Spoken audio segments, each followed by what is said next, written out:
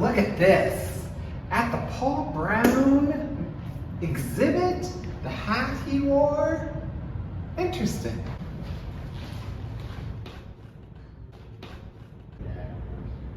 Nate's jacket is in a museum?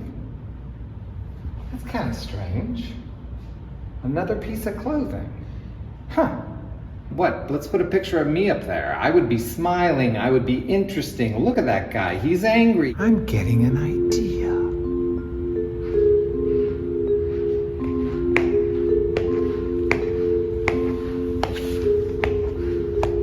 Ha! I got it.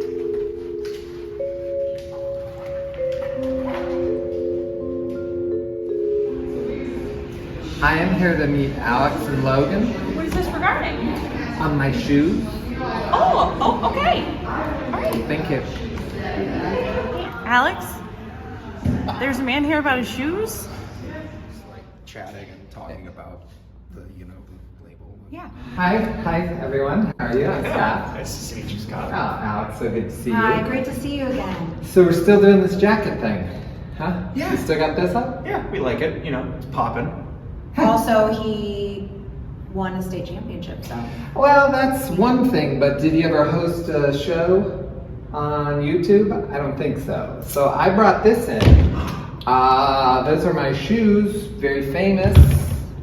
I was thinking, like, huh? I'm having heartburn. Mm-hmm. Would it, you, how much do you think you'd pay me to display my shoes? Well, I mean, you could donate them to the museum if you would like them displayed. But we have the power to reject the donation. Most likely will not be purchasing them. $50, maybe? If you might consider a monetary donation to the museum, What, me to you? we might be persuaded to. You know these shoes have been on YouTube. You know what? Forget you people. Tremont is gonna love these. I don't know how Becca does it. I would never host with that guy.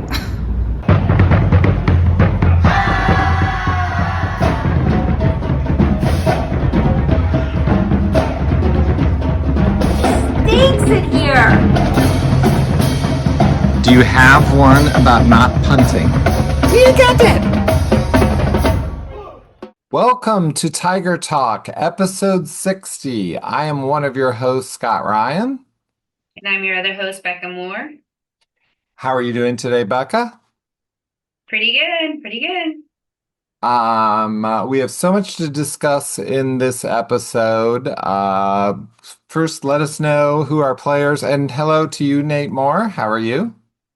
Hey Scott, how's it going? It's going great. We're going to start down here and go to introduce yourself, give your position, Number. and grade. My name's Sebastian Harper. I play outside linebacker, class 2027, and number 3. I'm Isaac Maxheimer. I'm 87. I play outside backer, and I'm number. Say my number. Class of And class of 27. My name is Benny Anthony, class of 2026. I play corner and wide receiver. And welcome back, Benny. He hasn't played for since his freshman year, so. Whoa, what number are you, Benny? Oh, 83, my fault. 83. All right. Well, number 3, let's start with you. Tell us about the overtime experience, not so much how it finished, but what was it like in between the end of the game and the beginning of overtime? Man, it was unreal. This was my first time starting varsity actually too. So like the crowd and like everything that was going on, it was crazy. It was a little bit overwhelming. What about for you, Nate? I feel like I asked you before. This was definitely your first overtime at Massillon. Is this your first overtime ever? I think there's no way that could be true, but I can't recall one offhand. So, do you prepare for overtime? Do you have a scheme for what happens if you go to overtime? I mean, we prefer to be on defense first. Um, but other than that, we're just playing football for the 20. So there's no like overtime play, is what I'm saying. Like it's just basically you're running the plays that you would play if you were in a regular game, making it to the 20. Yeah, I mean that's essentially what it is. Becca, you had an interesting experience that you don't always get to have at the game. What did you think of Section 14?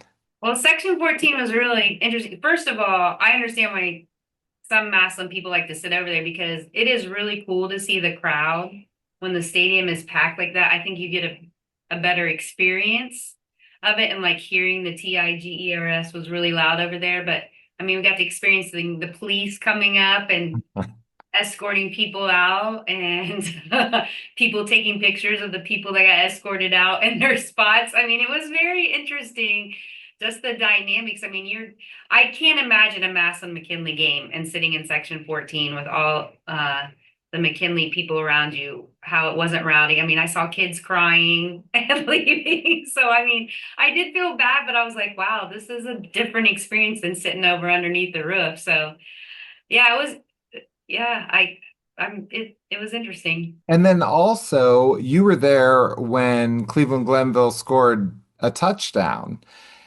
And it feels different than when you're on the Maslin side because you don't hear all those people getting in your face like they're yelling towards Section Yeah, 14. It yeah, hurts a little bit more.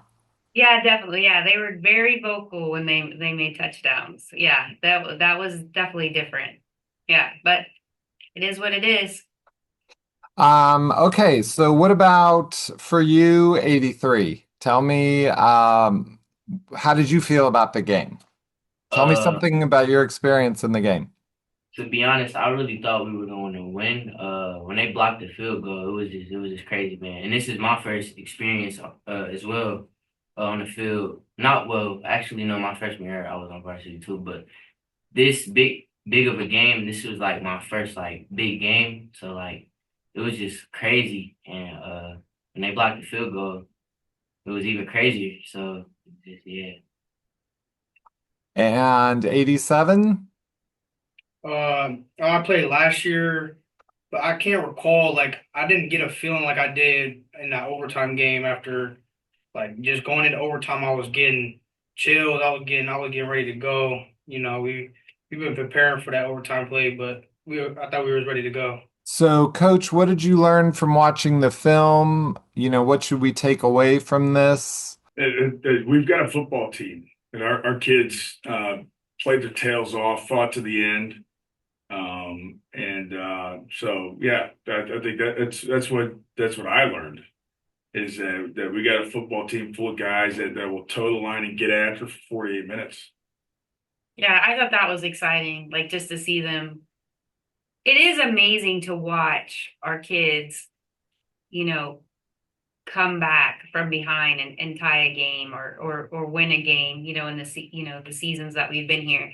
It is really cool to see the kids like I think it's just a learning experience. Like, don't ever give up. Like you just got to keep chipping away and stuff. So I do and enjoy that and seeing them be successful in that way. One of the things that I wanted to point out is when it came to penalties, we hardly had any, and they had, 100, 200. So people always complain about us having penalties, but um, that has nothing to do with the score, let's say. Like it's who wins the game, not who gets the least amount of penalties. So I just want to throw that out there. So, Becca, tell us about what you did on Saturday. So Saturday we got to take our girls, only five of our girls flag football team to the Cleveland Browns last preseason game. And I called Nate and I was like, I don't know how you hear anything on the field. Let's take a look at video clips from the girls flag football out at the Browns.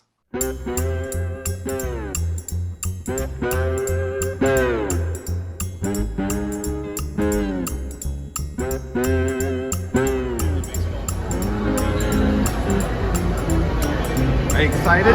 Yeah. You must be in the dog pound. I gotta say, as a tiger, I don't know how comfortable I am being around all these dogs. Go Pups! Yeah, you mean go Tigers, right? Go Tigers? Go Tigers! Y'all do? We love it!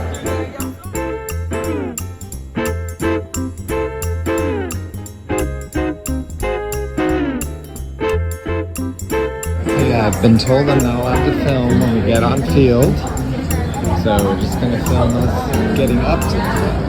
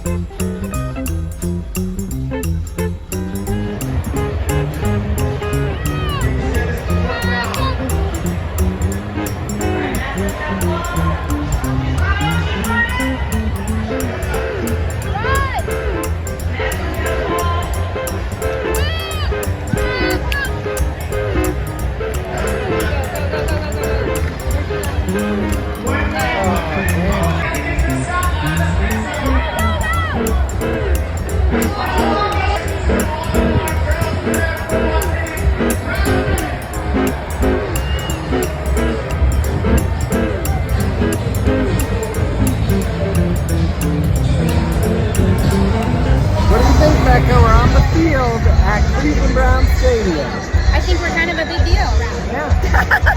It's going to be awesome. What a great experience for the girls. Here we go. It's Tiger Talk time. CIG. ERS.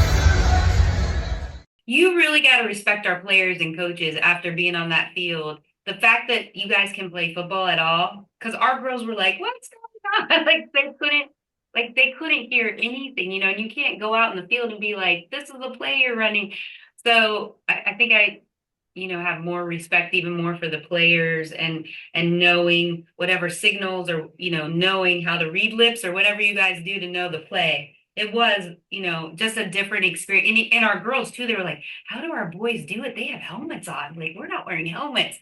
So it was such a great experience. And the Browns have been so good to us. So we got to scrimmage Warren and just, I'm sitting on the committee for OHSAA and with the Browns and the Bengals and sanctioning girls flag football. And the players and everybody were just so nice to us. And they're like, oh, Maslin, there's the Tigers. And, McKinley fans kind of booed us, but then it was like, good luck, encouraged our girls. So what a great experience for our girls and flag football. And then also finding a new respect for these guys on Friday nights. We don't have crowds like that for girls flag football. It is so loud down there. I mean, so loud, so loud. So kudos to you guys for I think the guys would agree with me with saying that the fans and the crowd Friday night was awesome. Unbelievable, yeah. They brought so much energy, and they brought it at the right times. They were so loud when we had a third down on defense, especially in the second half. Our fans really made it difficult on Glenville. So yeah, it definitely makes keep that up, people. Yeah, keep that up because as a person that has now stood down on the field. As a coach, you can't hear anything when it's that loud. Now we need to get to a really important topic, maybe the most important topic of the week. And that's about me. So I come out at the end of the game, walk into my car, and what happens? Someone hit my car during the game, sideswipes it, drives off. You know this is because I'm the host of Tiger Talk. You know they targeted me. So, Nate, what? Am I going to get a space in the stadium? Security? I mean, what do I need here? Yeah, we got to find a way to get you better protected, Scott. You've obviously got a target on your back, and yeah, I mean it's not right, but we got to do what we got to do to make sure that you're protected. I know. I mean, just who hits a car and runs? And I park in the same spot that my dad is parked in all the time. You park on the street, 2 lengths back from the stop sign. Probably a McKinley guy. Yeah, they're probably already starting. That's what I'm thinking. They're like, we're gonna get this guy from the get-go. So I was very upset by that. but I'm gonna just park maybe on the field. There's a spot maybe towards the back of the end zone. I'm gonna Yeah. park there for next time. I hope that's not a problem. I can't imagine it will be. But if you hit my car, just give me a message. You know what I mean? Who knows who it was, but I'll forgive you. But you leave a note. Come on. Also, we want to announce that on September 24th, we are going to do a live episode of Tiger Talk at the Massillon Museum. Lee Owens is going to be there. Nate Moore's going to be there. Nate is interviewed in Lee Owens' book, and we're going to have a whole event. We'll have more information as we go along, but you can go to Massillon Museum and sign up for that. Okay, so let's talk about the upcoming Glen Oak game. We turned the page on the first overtime. The defensive players tell me about Glen Oak's offense. We come in school early. We start early. It's like 6:30. Coach Kent, he has everything down. He knows all their plays, what they do, and their formations and everything. So I feel like we're pretty prepared and we're ready to go right now. All Can right, I'll you call them up. tell Let's us get a them little bit going. about their formations and plays, guys? Bash? I mean, What formations and plays are you guys preparing for? I mean, Ken, he been showing us really all of it. I mean, it looks really simple. I mean, they keep that fullback in there. I mean, they really gonna show us all we need to know. I mean, it's not really. I feel like their scheme is pretty like easy to recognize. Do they run the ball, throw the ball? Yeah, yeah, they're more of a passing. I mean, they're more of a running type of team. But like, when it's run because they get a little heavy. When it's fast because they get the fast guys out there. It's really hard to. It's easy to recognize them, man. All right, and for the offense, what do you have to look at going up against their defense? We don't have any offensive players, do you? Yeah, I'm really the only offensive guy in All here. right, well then you're up. I hate to ask you two questions in a show, but I guess it's happening. They're a 3-4 defense that will play some even front, some four down. When they do it's an under front, so you've got a gap defensive tackle to the strength and the B gap defensive tackle away from the strength. Mostly too high in the secondary, but we'll play some cover three type of looks, some one high looks. The strength of their defense personnel wise, probably the linebacking group. They got two 3-year starters as linebackers. So Okay. Well, we always appreciate playing Glen Oak. And we're going to move real quickly into punt or no punt. We're going to be covering our sister team down in Cincinnati, Cincinnati Anderson. As we know, sometimes they punt, sometimes they don't. They had a big game this week. We hate to start off with them punting so early, so we looked. They played Cooper.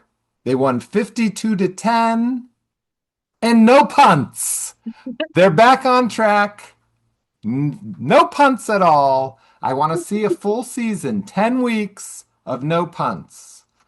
And there was no punts. So from that game to our new game, which is our Tiger Password game, Becca or Nate, you pick the teams, and you can pick one player will be on both teams. So someone can be a two-way player.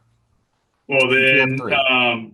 Bass, why don't you be on Becca's team? Ike, why don't you be on Scott's team? And Benny, you can be on both teams.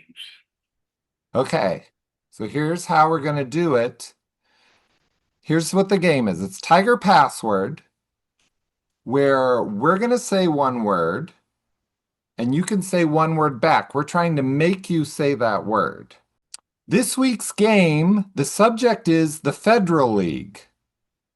So all of these words will have to do with the Federal League. Do all three of you know what the Federal League is? Yeah.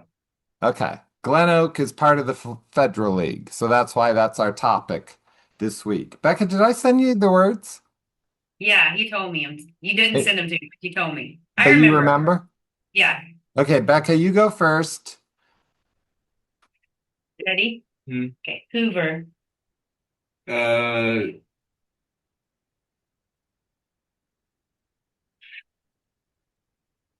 So Hoover. I can't remember the mascot. You can help. Is Hoover a bulldog? Nope. Nope. Give another clue, Becca. Horns. Oh, and Vikings. Ah! Viking, you got it. Oh, Okay, are you ready? Yup. McKinley, Bulldogs. got it. It's really easy. Pretty But, good. okay. Becca? They don't know any of the federal. Okay. Well, at least this one. Bulldogs. Bulldogs. It's not McKin. It's not McKinley. Oh, Bulldogs. What is it? You're only allowed to say one Okay. word. Okay. Bulldogs. You can guess too, Bash. Green. Yeah. Yeah, he's got it. Pretty good. First one, better. He's saying everything. I thought green might be a little hard because we might have to go to color, but all right. All right, are we ready? Good. Yup. Afraid. You know, Nah, I don't know. This one is Great. so hard though. Great. All right, I'm gonna give you a second word. All right. Frightened. Nate doesn't know either. Right. No.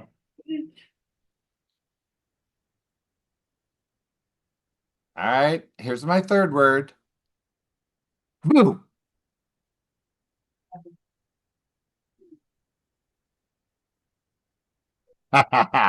This one was a trick one. This was a The trick one. answer was scared because the Federal League is scared to play Maslin. Uh, So the word was Freaking scared. scared, but I didn't know that I was like, there's no way that's it. yeah. Oh, that was just a little bit of, a little bit of section 14 in our game. All right, I think we hit everything. Parking space and turn in the insurance thing to Nate Moore. I got that written down. I've got it all there.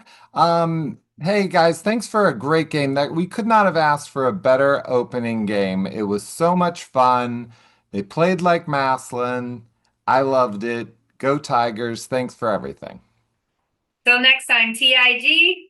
ERS.